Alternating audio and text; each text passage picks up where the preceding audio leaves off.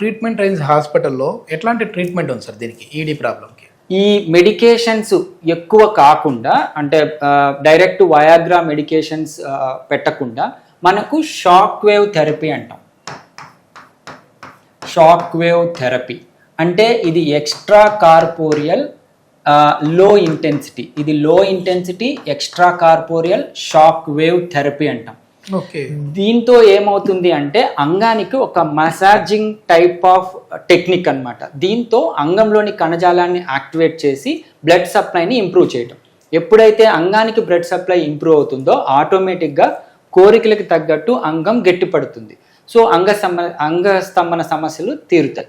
Okay, ఇది ఎన్ని రోజులు ట్రీట్మెంట్ తీసుకోవాలి? అదేవిధంగా ఇది తీసుకున్న తర్వాత ఎన్ని రోజుల వరకు మళ్ళీ దీని ఇంపాక్ట్ ఉంటుంది సార్?